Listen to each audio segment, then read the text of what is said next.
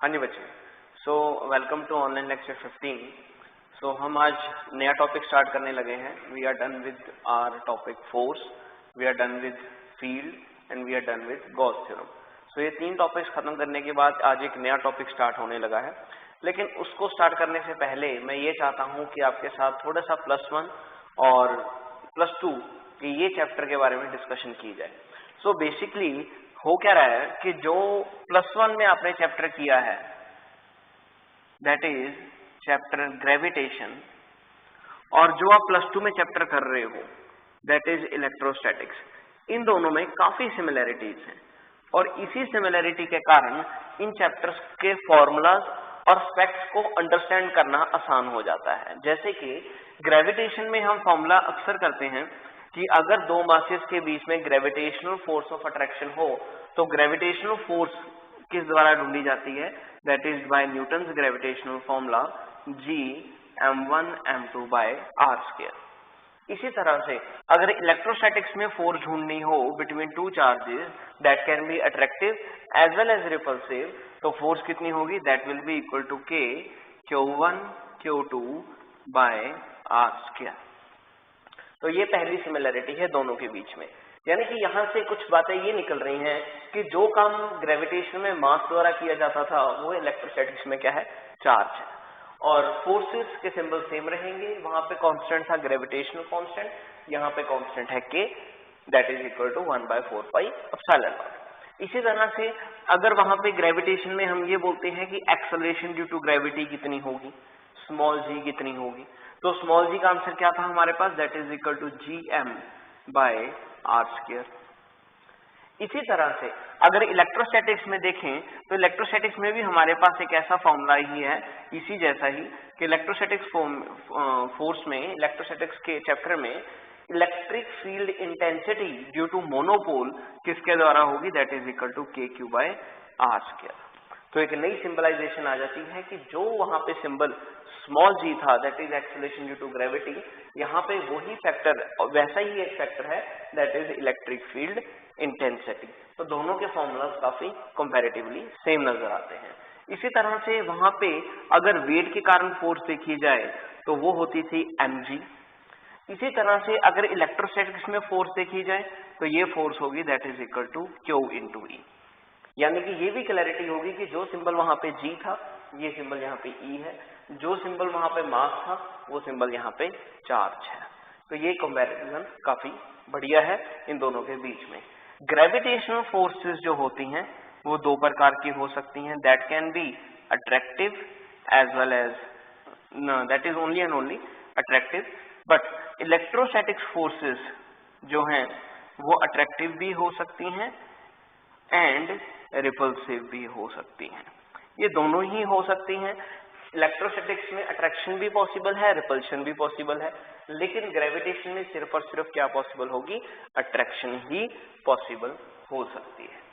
इसी तरह से अगर अब मैं एक नए चैप्टर के बारे में आज जो आपके साथ नया टॉपिक डिस्कस करने वाला हूं, उस टॉपिक का नाम है that is called electric potential. Topic का नाम है इलेक्ट्रिक पोटेंशियल। अब पोटेंशियल क्या चीज होती है, तो अगर ग्रेविटेशन से सीखा जाए कि ग्रेविटेशनल में भी हमें ग्रेविटेशनल पोटेंशियल के बारे में पता है कि ग्रेविटेशन में हमने एक पोटेंशियल सीखी है जिसका नाम था ग्रेविटेशनल पोटेंशियल। तो ग्रेविटेशनल पोटेंशियल क्या थी, ग्रेविटेशनल पोटेंशियल थी amount of work done to bring a unit mass from infinity to given point against gravitational field without acceleration। यानी कि मैं ये बोलूंगा कि ग्रेविटेशन में ग्रेविटेशनल पोटेंशियल का जो फॉर्मूला था वो हमने दो प्रकार से लिखा था। वो क्या था, that is always equal to, एक फॉर्मूला हमने सीखा था वर्क डन पर यूनिट मास, और दूसरा फॉर्मूला हमने सीखा था V is equal to minus Gm/r। लेकिन इलेक्ट्रोस्टैटिक्स में भी हमारे पास एक पोटेंशियल है जिसे हम नाम दे रहे हैं इलेक्ट्रिक पोटेंशियल। तो यहाँ पे भी हमारे पास जो पोटेंशियल है वो कुछ वैसी ही है, उसका फॉर्मूला भी हम जो आज करने लगे हैं वो कुछ ऐसा ही प्रूव करने वाले हैं, that is equal to work done पर यूनिट चार्ज। कंसेप्ट दोनों का सेम है, मतलब भी दोनों का सेम ही होगा, लेकिन एक चीज का फर्क है जो मैं आपको बताने वाला हूं। वो क्या कि अब इलेक्ट्रोस्टैटिक्स में ही पोटेंशियल को लिखने का एक और तरीका है, जैसे कि ग्रेविटेशन में था।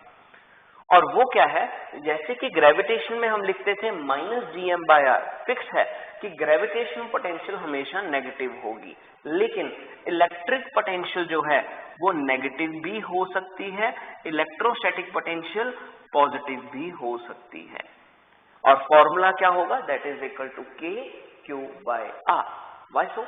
बिकॉज जो ग्रेविटेशनल पोटेंशियल होती है वो हमेशा अट्रैक्टिव होती है, और उस अट्रैक्शन के कारण साइन हमेशा नेगेटिव होता है। लेकिन जो इलेक्ट्रोस्टैटिक पोटेंशियल है वो दोनों ही हो सकती हैं, वो अट्रैक्टिव भी हो सकती है, वो रिपल्सिव भी हो सकती है। तो रिपल्शन अगर आए तो साइन आएगा पॉजिटिव का, अगर अट्रैक्शन आए तो साइन आएगा नेगेटिव का। तो इन बातों का आपको ध्यान रखना है कि जो ग्रेविटेशन है वो हमेशा नेगेटिव ही रहेगी, और इलेक्ट्रोस्टैटिक पोटेंशियल नेगेटिव और पॉजिटिव दोनों ही हो सकती है। और एक बात जो दोनों के लिए ही कॉमन है वो क्या है कि that is the scalar quantity. जो इलेक्ट्रिक पोटेंशियल है वो क्या है, एक स्केलर क्वांटिटी है। क्लियर है? तो ये सारे के सारे कंपैरिजन है between the gravitation and the electrostatic. तो आइए शुरू करते हैं ग्रेविटेशनल पोटेंशियल के बारे में कि ग्रेविटेशनल पोटेंशियल क्या थी हमारे पास। तो जैसे कि मैंने आपको बताया कि ग्रेविटेशनल पोटेंशियल में क्या होता था कि मान लीजिए, पहले मैं आपको ग्रेविटेशनल पोटेंशियल के बारे में सिखाता हूं कि यहाँ पे क्यों बोला गया वर्क डन पर यूनिट मास।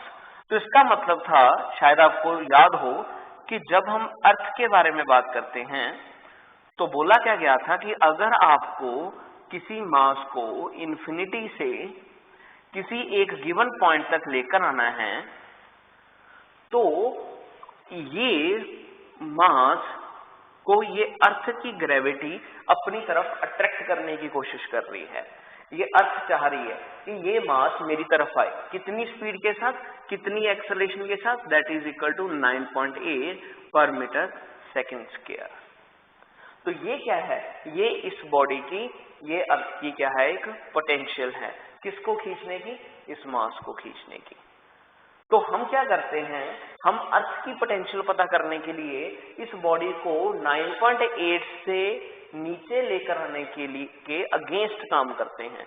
मतलब हम बॉडी को फेंकते नहीं हैं, हम बॉडी को खुद लेकर आते हैं 9.8 के साथ नहीं, अपनी मर्जी के accordingly.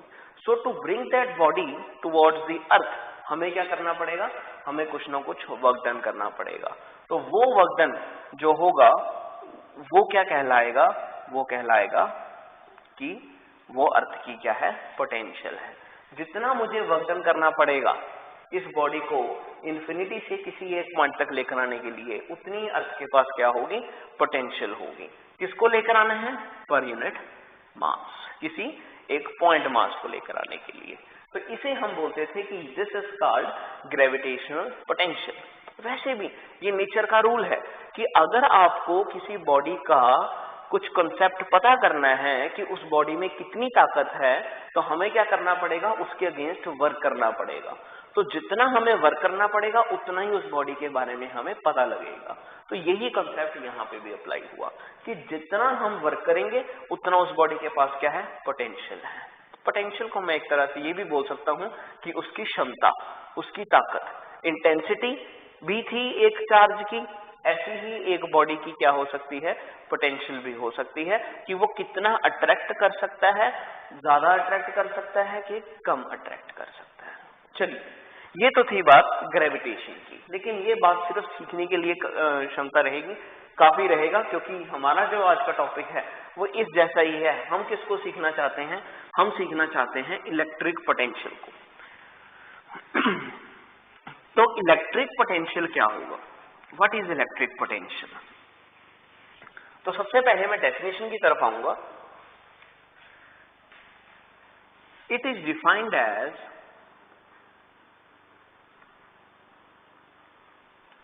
amount of work done to bring a unit positive charge from infinity to given point against electric field intensity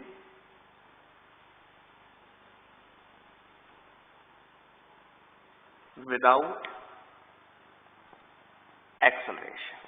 It is defined as amount of work done to bring a unit mass from infinity to given point against electric field intensity without acceleration.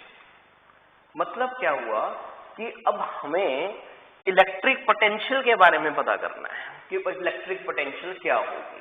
तो ये पता करने के लिए हम क्या करेंगे, हम एक बड़ी चार्ज की बॉडी को कंसीडर करेंगे। Let's say we have a charge body that is called Q. हमें क्या करना है, इस क्यू की तरफ एक यूनिट पॉजिटिव चार्ज को लेकर आना है इन्फिनिटी से किसी एक पॉइंट तक। जाहिर सी बात है कि ये चार्ज भी पॉजिटिव है और ये चार्ज भी क्या है, पॉजिटिव है। तो होगा क्या, जब इस पॉजिटिव चार्ज को मैं खुद इस पॉइंट तक लेकर आऊंगा तो ये क्या करेगा, ये इस चार्ज को रिपेल करेगा, ये कहेगा कि ये चार्ज उससे दूर जाए। तो होगा क्या कि जब जैसे कि ये मेरे पास एक बॉडी है, ये है पॉजिटिव चार्ज बॉडी, ये मेरे पास एक है टेस्ट चार्ज बॉडी, ये पॉजिटिव है, ये भी पॉजिटिव है, ये बड़ा चार्ज है, ये छोटा चार्ज है।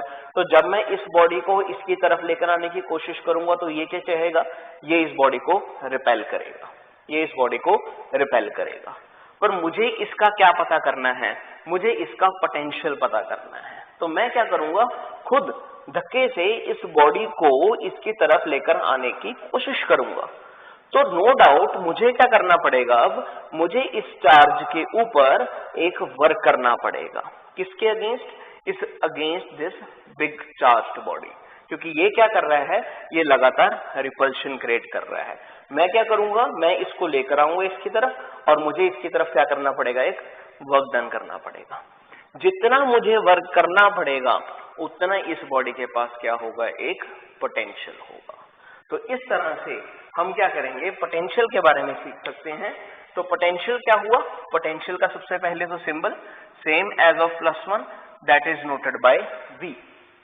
तो इलेक्ट्रिक पोटेंशियल कितना हुआ, इलेक्ट्रिक पोटेंशियल हुआ कि मुझे इस टेस्ट चार्ज को इस पॉजिटिव बिग चार्ज की तरफ लेकर आने के लिए कितना वर्क डन करना पड़ा। तो अमाउंट ऑफ वर्क डन पर यूनिट, कौन सा चार्ज मैं लेकर आने की कोशिश करूंगा, that is the test charge. So this is called electric potential.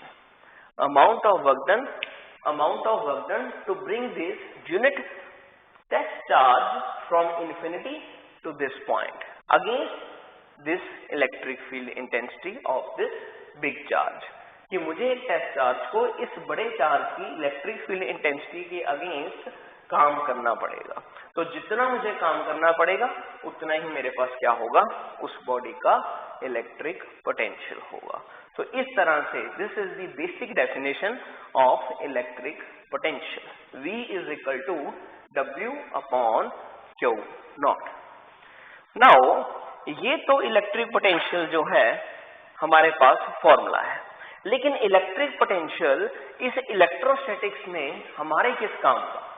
तो इलेक्ट्रिक पोटेंशियल के सहारे हम क्या पता कर सकते हैं, हम चार्ज का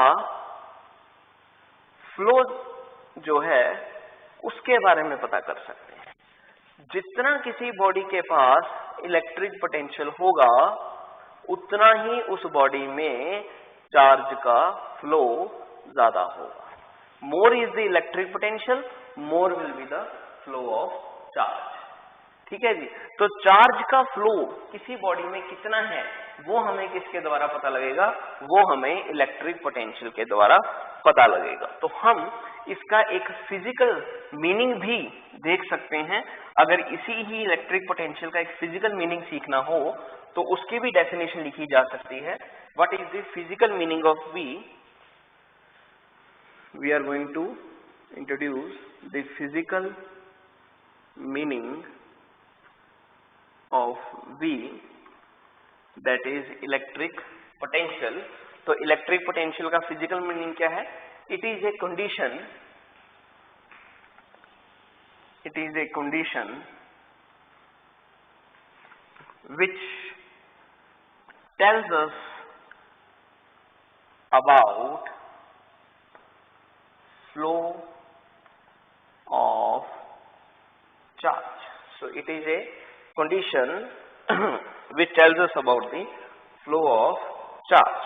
और इसका एक और मतलब भी निकला है कि चार्ज का फ्लो भी हमने फिक्स किया हुआ है कि चार्ज जो है इलेक्ट्रिसिटी में हमेशा कहां से कहां फ्लो करेगा, that will always from higher to lower potential.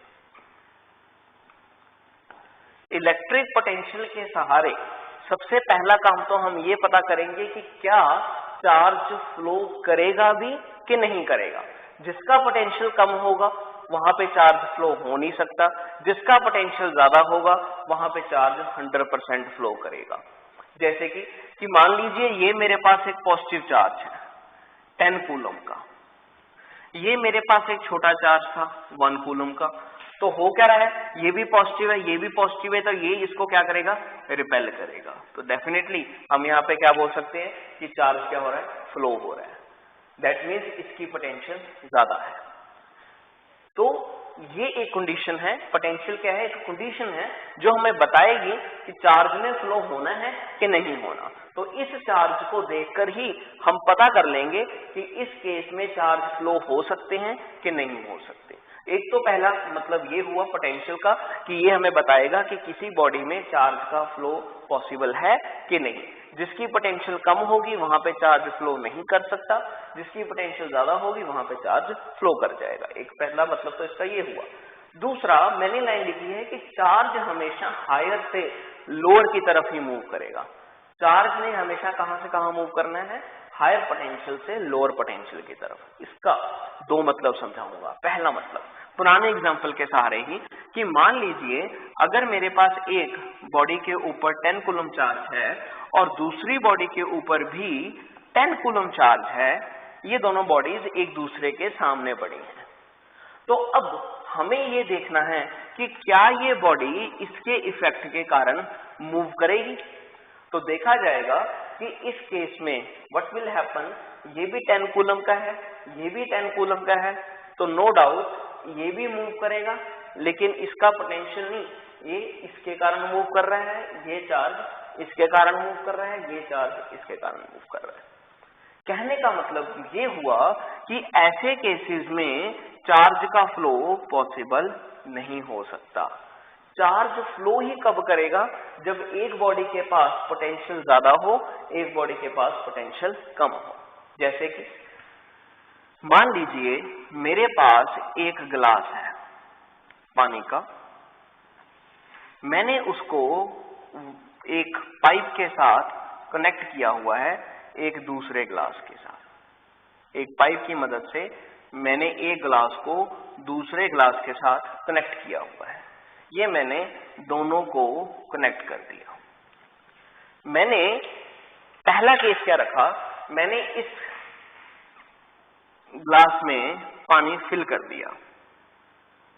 जितना लेवल पहले ग्लास का रखा था उतना ही लेवल दूसरे ग्लास का भी रखा। ये यहां तक फिल किया और ये भी यहां तक फिल किया। दोनों का लेवल क्या रखा हुआ है, सेम रखा हुआ है।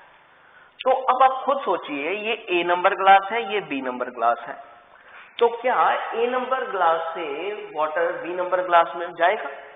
क्या बी नंबर ग्लास से वाटर ए नंबर ग्लास में जाएगा? जवाब है, आप सोच रहे होंगे, बिल्कुल भी नहीं। कारण क्योंकि ए नंबर के पास जितना पानी है उतना ही बी के पास है। किसी पानी को एक जगह से दूसरी जगह पे मूव करने के लिए क्या चाहिए कि दूसरी तरफ पानी कम हो और एक तरफ पानी क्या हो, ज्यादा हो। तो हायर से पानी किस तरफ जाएगा, लोअर की तरफ जाएगा, ताकि उसको भी फुलफिल कर सके। अगर दोनों ग्लासेस में पानी पूरा कंप्लीट है तो ना तो पानी ए से बी की तरफ जा सकता है, ना पानी बी से ए की तरफ आ सकता है।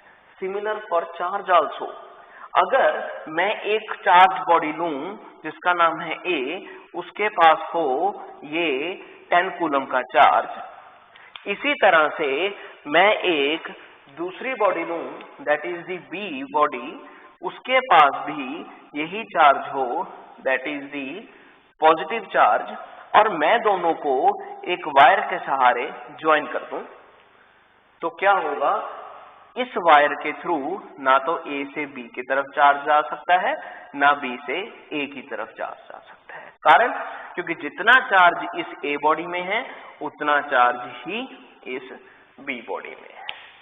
तो चार्ज फ्लो कब करेगा, जब ए बॉडी बी बॉडी से लेस होगी।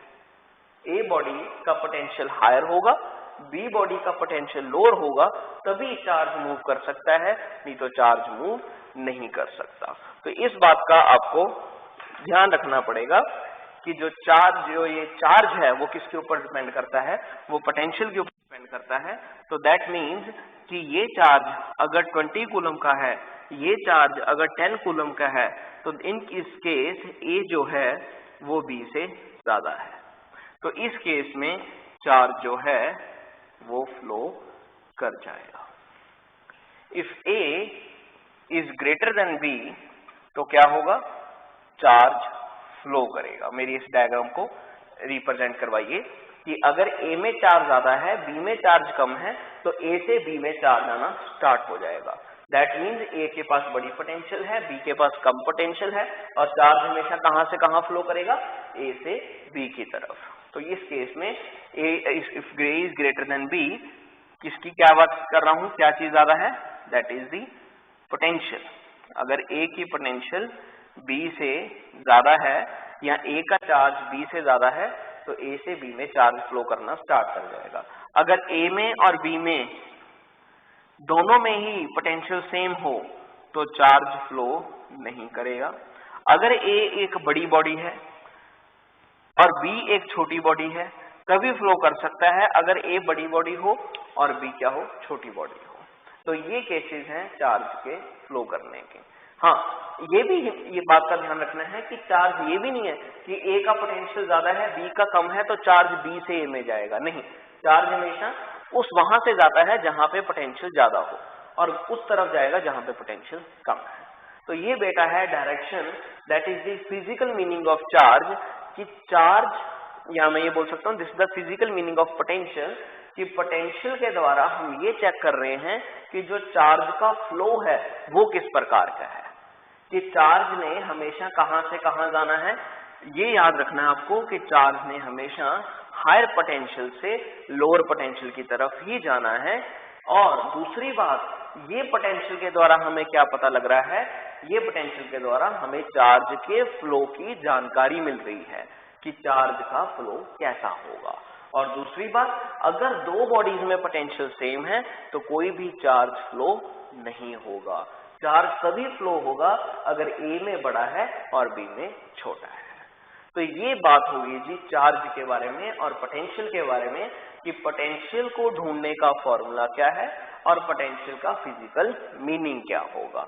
और एक फॉर्मूला हमने सीख लिया कि पोटेंशियल किसके द्वारा होगी, पोटेंशियल होगा कि मुझे एक बॉडी के अगेंस्ट कितना वर्क करना पड़ेगा पर यूनिट टेस्ट चार्ज। ये एक वे है, ये एक तरीका है क्या पता करने का, पोटेंशियल पता करने का। पर हमारे पास अक्सर क्वेश्चंस कैसे आते हैं, हमारे पास क्वेश्चन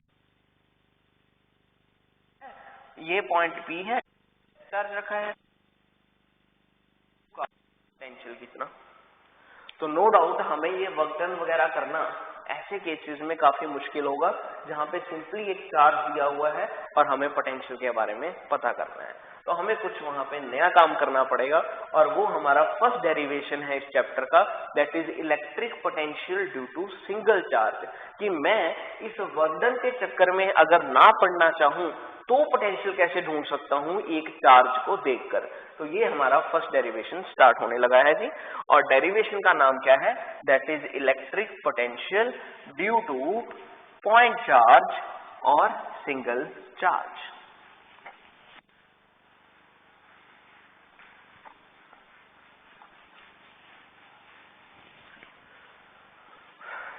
डेरिवेशन है कि electric potential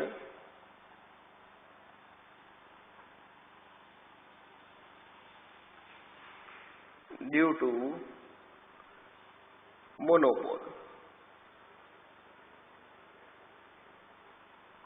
that means single charge, कि अगर चार्ज हो और इलेक्ट्रिक पोटेंशियल देखना हो तो हम कैसे पता करेंगे। तो इसको देखने के लिए what we will do, we will draw a diagram first, कि लेट वी से कि ये हमारे पास एक चार्ज पड़ा है और वो चार्ज कौन सा है, दैट इज क्यू। ये हमने एक चार्ज रखा हुआ है। अब नो डाउट इस चार्ज का खुद का क्या है, एक पोटेंशियल है, मींस इसका खुद का एक इलेक्ट्रिक फील्ड है। हम क्या करना चाहते हैं, हम इसी चार्ज का पोटेंशियल पता करना चाहते हैं, कहां पे, इस ए पॉइंट पे। ध्यान दीजिए, मुझे इस चार्ज का पोटेंशियल कहां पे पता करना है, इस ए पॉइंट पे पता करना है। नो डाउट अब मैंने आपको पहले ही बताया था कि इलेक्ट्रिक पोटेंशियल को पता करने के लिए हमें किसकी जरूरत पड़ेगी, हमें टेस्ट चार्ज की जरूरत पड़ेगी। तो यहाँ पे टेस्ट चार्ज भी रखा हुआ है, लेकिन टेस्ट चार्ज रखा कहां पे है, टेस्ट चार्ज इनफाइनाइट पोजीशन पे पड़ा है, that is Q not. Infinity पे हमारे पास एक टेस्ट चार्ज पड़ा है, दैट इज क्यू नॉट। तो ये हमारे पास सिचुएशन है अबाउट द चार्ज। ये हमारे पास सिचुएशन है कि एक टेस्ट चार्ज इन्फिनिटी पे पड़ा है और इस चार्ज की पोटेंशियल मुझे ए पॉइंट पे पता करनी है। तो कुछ वैल्यूज कि ये चार्ज से ए तक की दूरी कितनी है, ये चार्ज से ए तक की दूरी जो है वो है आर। ठीक है जी, मुझे कहां पे पता करना है, मुझे आर पॉइंट पे पता करना है कि पोटेंशियल कितना होगा। अब सोचने वाली बात क्या है, सोचने वाली बात यह है कि जब भी हमें एक नया फैक्टर पता करना होता है, जब भी हमें एक नई चीज पता करनी होती है, तब कभी भी पूरा केस कंसीडर करना हानिकारक है। हम हमेशा ये नहीं बोल सकते कि कौन सा चार्ज है, टेस्ट चार्ज है, चलो इसको ए पॉइंट पे पता करते हैं कि इसका पोटेंशियल कितना होगा, इस चार्ज को मैं ए पॉइंट तक लेकर आऊंगा और वो मुझे रिपल्शन देगा, मुझे इस द्वारा वर्क डन पता कर जाएगा। ये मैं नहीं कर सकता कभी भी। मुझे हमेशा इस रूल को नहीं भूलना चाहिए कि I can only find a work due to small distance. मुझे क्या करना होगा, मुझे इस टेस्ट चार्ज को पहले बहुत छोटे से डिस्टेंस तक लेकर आना पड़ेगा। लेट वी से कहां तक, मैं इस टेस्ट चार्ज को पी से क्यू तक लेकर आऊंगा। हाँ, एक बात का ध्यान मैं बोल सकता हूं, एक बात मुझे पता है कि ये P से इस Q तक का डिस्टेंस कितना है, लेट वी से x, और P से Q तक का डिस्टेंस कितना है, that is dx। Small charge से P तक की दूरी x है और P और Q के बीच में जो है डिस्टेंस वो है dx। अब देखिए, कहने का मतलब ये हुआ कि अब टेस्ट चार्ज लेट करके चल रहा हूं, कहां पे पड़ा है, Q नॉट पे। ये पॉजिटिव चार्ज है, तो पॉजिटिव चार्ज के कारण इलेक्ट्रिक फील्ड किस तरफ आएगा, कोई टेंशन वाली बात नहीं है, इलेक्ट्रिक फील्ड किस तरफ आएगा, दैट इज आउटवर्ड। और दूसरी ओर मुझे वर्क डन किस तरफ करना है, मुझे वर्क डन करना है इस तरफ। कहने का मतलब मैं इस बॉडी को किस तरफ लेकर आ रहा हूं, अंदर की तरफ लेकर आ रहा हूं, और मुझे ये मूव किस तरफ करवाएगा, बाहर की तरफ करवाएगा। तो ये बात का भी मुझे ध्यान रखना है।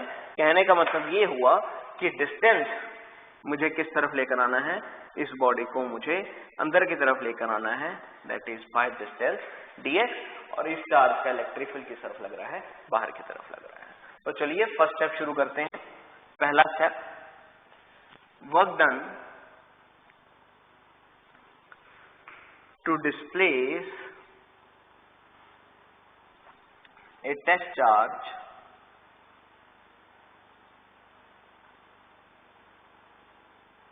from P to Q by distance dx। P से Q तक जाने के लिए वर्क डन कितना करना पड़ेगा, तो स्मॉल डिस्टेंस है, वर्क डन भी छोटा आएगा dw। वर्क डन होता किसके बराबर है? वर्क डन का फॉर्मूला आप सभी को पता है, because this is the vector quantity. We can say that work done is equal to force into distance. Distance is nothing but called dx। Vector form हटा देते हैं तो dw किसके बराबर बन गया? That is equal to f dx cos of theta. ये हमारे पास वेक्टर बन गया। अब सोचने वाली बात ये है कि ये फोर्स लगी किस कारण? नो डाउट वर्क डन मतलब क्या है कि मुझे फोर्स लगानी पड़ेगी। अब ये फोर्स आई किस कारण? ये फोर्स मिलेगी किस द्वारा? तो ये चार्ज ने इसके ऊपर फोर्स लगानी है क्यू नॉट के ऊपर, तो इसका मतलब इस चार्ज का जो इलेक्ट्रिक फील्ड है वो इस चार्ज के ऊपर क्या लगा रहा है? एक फोर्स लगा रहा है। कहने का मतलब कि फोर्स के बारे में तो हम एक ही बात जानते हैं कि फोर्स किसके बराबर होती है? That is equal to Q not into E. So इसका मतलब वर्क डन किसके बराबर बन गया? That is equal to Q not E into D X cos of theta. और ये थीटा एंगल किसके बीच में है? Between electric field and distance. Theta किसके बीच में होगा? जो इलेक्ट्रिक फील्ड है और जो डिस्टेंस है।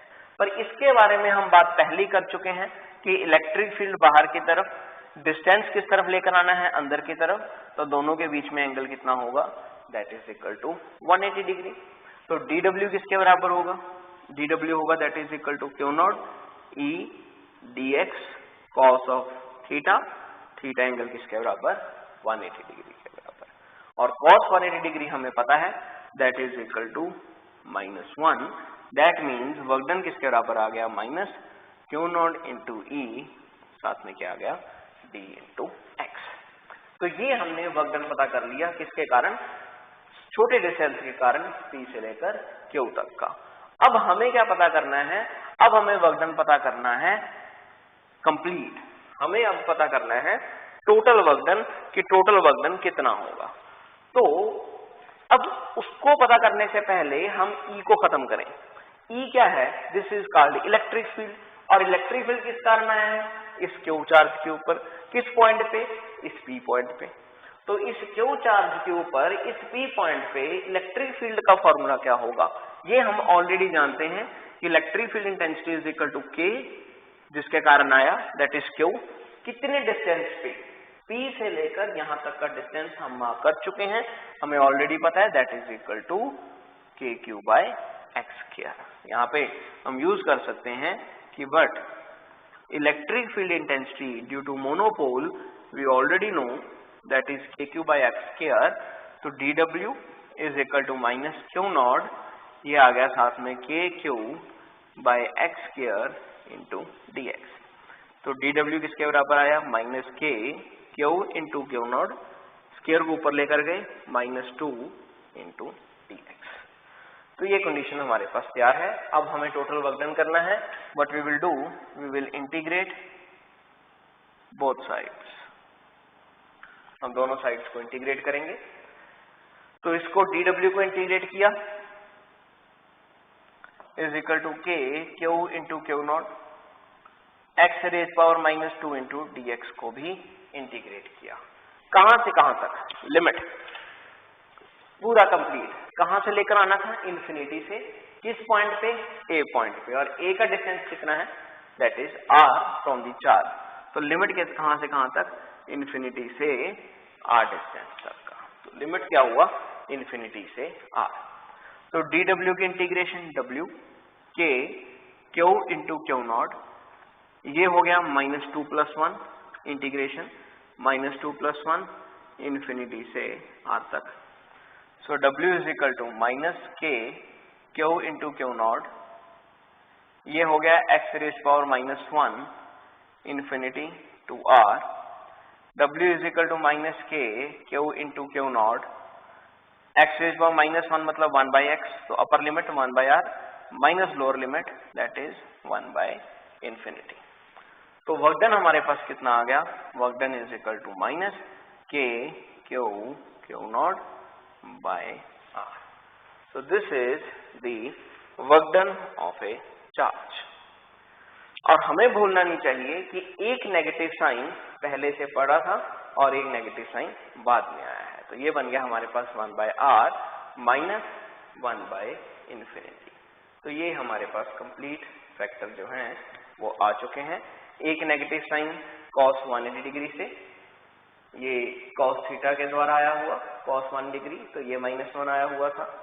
तो एक हमारे पास यहाँ पे आया है माइनस, तो इस बात का ध्यान रखना है कि ये साइन क्या हो जाएंगे, प्लस के हो जाएंगे। मैं फिर से बता रहा हूँ, ध्यान रखना, ये -2 + 1 क्या बचेगा, माइनस साइन, और एक नेगेटिव साइन पहले से ही चल रहा था हमारे पास cos 180 से आया हुआ, तो नेगेटिव और नेगेटिव यहाँ पे कैंसिल आउट हो जाएंगे, तो सारा साइन किस में आएगा, पॉजिटिव में ही आएगा। तो प्लीज राइट इट डाउन कि यहाँ पे ध्यान रखना है कि ये भी नेगेटिव है, ये भी नेगेटिव है, नेगेटिव और negative cancel out, it becomes positive. हमें क्या पता करना है, फाइनल टारगेट, हमारा टारगेट है पोटेंशियल का पता करना। हमारे पास क्या आ चुका है, हमारे पास आ चुका है वर्क डन। तो हमने सीखा था कि अगर पोटेंशियल पता करना है तो वर्क डन पता होना चाहिए, वर्क डन आ चुका है।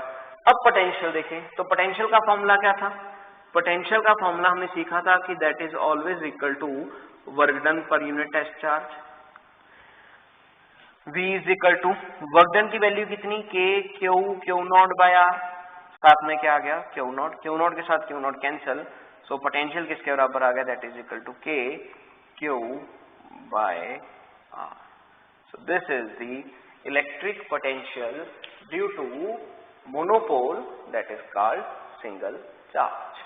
तो ये हमारे पास कंप्लीट रिलेशन बन गया कि पोटेंशियल ढूंढने के हमारे पास दो तरीके हैं, हम वर्क डन पर यूनिट टेस्ट चार्ज भी कर सकते हैं, और अगर चार्ज दिया हो तो सीधा ये देखेंगे कि कितने डिस्टेंस पे पोटेंशियल चाहिए, जस्ट लाइक इलेक्ट्रिक फील्ड। ठीक है, जहां पे पहले इलेक्ट्रिक फील्ड देखते थे कि कितने डिस्टेंस पे चाहिए और चार्ज क्या था तो इलेक्ट्रिक फील्ड आ जाता था, अब क्या है, कितने डिस्टेंस पे किस चार्ज के कारण ढूंढनी है, तो वो भी क्या आ जाएगी, इलेक्ट्रिक पोटेंशियल आ जाएगी। तो बच्चों ये हमारे पास कंप्लीट डेरिवेशन है। छोटी सी एरर हुई थी, मैं फिर से बता रहा हूँ कि cos 180 के कारण नेगेटिव साइन आया, वो हम रख रहे थे यहाँ पे, और एक नेगेटिव साइन आया था -2 + 1 के द्वारा जब हम इंटीग्रेट कर रहे थे, और माइनस बन के पॉजिटिव हो जाएंगे, इस बात का ध्यान रखना। साइन जो है वो पॉजिटिव रहेगा पूरे डेरिवेशन के दौरान, और ये हमारे पास फाइनल रिलेशन बन जाता है। तो चलिए, ये बात हमारे पास क्लियर हो चुकी है। हम डिस्कस कर चुके हैं कि इलेक्ट्रिक पोटेंशियल क्या होती है, हम डिस्कस कर लिए कि इलेक्ट्रिक पोटेंशियल का फॉर्मूला क्या होता है। अब आगे जो बात आती है वो इसके बारे में कुछ खास फैक्ट्स और सिचुएशंस अबाउट इलेक्ट्रिक पोटेंशियल। कौन कौन सी बातें हैं जो इसको खास बना रही हैं। सबसे पहली बात, नोट की फॉर्म में, ये डिस्कस मैं आपके साथ कर चुका हूं लेकिन फिर से कर रहा हूं, वो क्या है कि इलेक्ट्रिक पोटेंशियल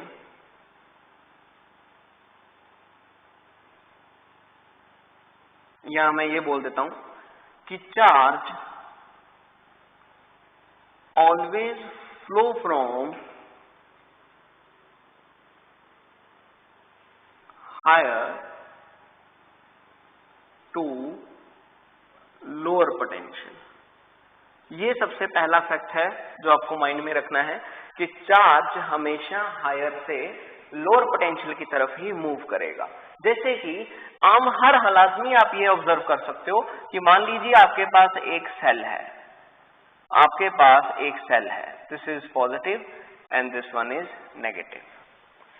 ये सेल की पोटेंशियल टोटल कितनी है, 1.5 वोल्ट। आपने क्या किया हुआ है, आपने इस सेल के साथ एक बल्ब ज्वाइन कर दिया। ये आपने इस सेल के साथ दो वायर्स ली और इन दोनों वायर्स के सहारे आपने एक बल्ब ज्वाइन किया। नाउ व्हाट विल हैपन, जो नेगेटिव साइन है, नेगेटिव और पॉजिटिव का मतलब क्या होता है मैं ये समझाने लगा हूं। जो नेगेटिव साइन है इसके पास हमेशा कितनी पोटेंशियल होती है, इसके पास हमेशा 0 वोल्ट होता है, और जो पॉजिटिव है इसके पास कितनी होगी, जो सेल की पोटेंशियल है दैट इज 1.5 वोल्ट। तो होगा क्या कि यहां से चार्ज आएगा, मूव करेगा और किस तरफ जाएगा, नेगेटिव की तरफ, और इस बहाने ये जो बल्ब है ये ग्लो करना शुरू हो जाएगा। तो एक टाइम ऐसा आएगा कि पहले क्या होगा, 1.5 वोल्ट था, धीरे धीरे जैसे जैसे चार्ज हो रहा है यहाँ पे क्या बन रहा है, 1 वोल्ट, यहाँ पे क्या बन रहा है, अगर 1 वोल्ट वहां पे चला गया, यहाँ पे बच गया 0.5 वोल्ट। धीरे धीरे यहाँ पे क्या होगा, यहाँ पे 1.5 वोल्ट, यहाँ पे क्या हो जाएगा, यहाँ पे क्या हो जाएगा 0 वोल्ट। कहने का मतलब क्या हुआ, ये भी होगा कि एक टाइम पे यहाँ पे 1.5 वोल्ट था, यहाँ पे 0 वोल्ट था, बल्ब कंज्यूम कर गया, बल्ब कंज्यूम करने पे यहाँ पे क्या बच गया, यहाँ पे 0 वोल्ट बच गया, यहाँ पे भी क्या था, पहले ही 0 वोल्ट था, तो होगा क्या, चार्ज फ्लो होना बंद हो जाएगा।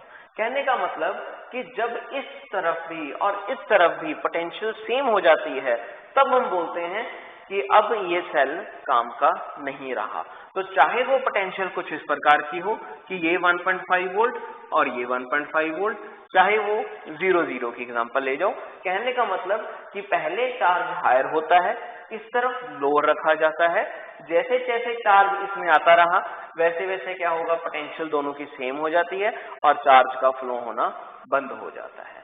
तो ये चार्ज की पोटेंशियल की पहली एग्जांपल है। दूसरी बात,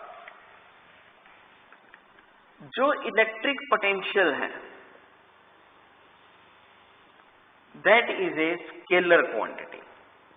इलेक्ट्रिक पोटेंशियल हमेशा स्केलर क्वांटिटी ही रहेगी। मतलब वेक्टर मतलब क्या है, जैसे कि इलेक्ट्रिक फील्ड इंटेंसिटी था, देखिए बड़ा फर्क पड़ गया। अब इलेक्ट्रिक फील्ड इंटेंसिटी में क्या होता था, अगर ये नेगेटिव चार्ज ये पॉजिटिव चार्ज, तो इलेक्ट्रिक फील्ड इंटेंसिटी में हम डायरेक्शन देखते थे, हम पहले डायरेक्शन चेक करते थे कि कहां पे, इस पॉइंट पे पता करना है जी।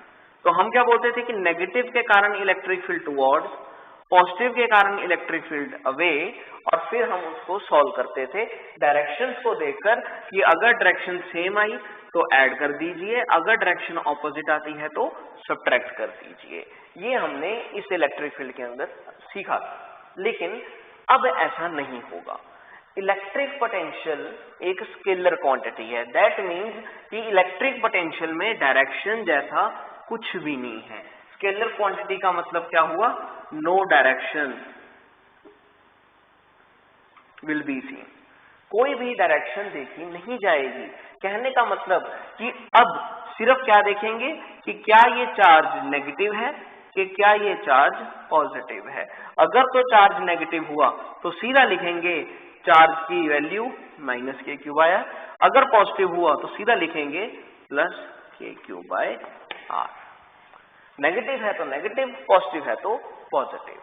तो पोटेंशियल जो है वो सिर्फ चार्ज को देखकर साइन डाल देना है। इलेक्ट्रिक फील्ड में ऐसा नहीं होगा, और ये एक तरह से बीच में कंफ्यूजन भी है दोनों के बीच में कि इलेक्ट्रिक फील्ड में चार्ज का साइन चाहे नेगेटिव हो, डायरेक्शंस को देखना है, और अगर डायरेक्शन सेम आ जाती है चार्ज के नेगेटिव होने के बावजूद भी तो हम ऐड ही करते हैं चाहे चार्ज नेगेटिव हो। लेकिन अब क्या होगा, अगर नेगेटिव है तो पोटेंशियल नेगेटिव, अगर पॉजिटिव है तो पोटेंशियल पॉजिटिव। तो ये इसकी खास बात है जो हम इलेक्ट्रिक पोटेंशियल के अंदर देखेंगे। तो अब आप एक एग्जांपल भी कंसीडर कर सकते हो, जैसे कि मान लीजिए हमारे पास एक हेक्सागन है, हेक्सागन में हर कॉर्नर पे हमने एक चार्ज रखा हुआ है that is positive Q, sign नहीं लगाया तो मीन्स क्यू। सेंटर पे हमारे पास एक पॉइंट है दैट इज O, और हमें सेंटर पॉइंट पे पोटेंशियल पता करनी है। हर चार्ज का डिस्टेंस सेंटर से सेम है that is R। What we will do simple concept, सभी पॉजिटिव हैं, पहले चार्ज के कारण पोटेंशियल V1, दूसरे कारण V2, तीसरे कारण V3, चौथे कारण V4, फिफ्थ V5 और सिक्स्थ V6। अगर इन्फिनाइट होते तो इन्फिनाइट तक ऐड करते रहते। क्यों? क्योंकि चार्जेस क्या है, पॉजिटिव है। और अब देखा क्या जाए, V1 के कारण कितना आएगा, V1 की वैल्यू कितनी होगी, kq/ डिस्टेंस कितना R।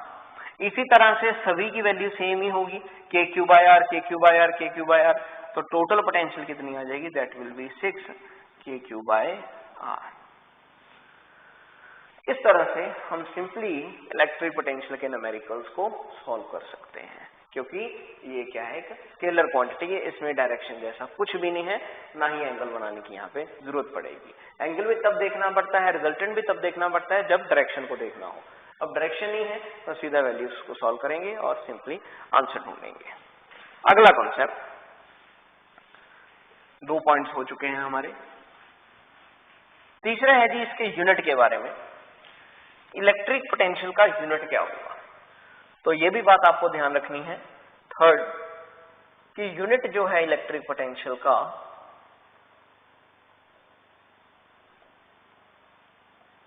that is denoted by volt. Electric potential को किसके द्वारा डिनोट किया जाता है? वोल्ट के द्वारा डिनोट किया जाता है।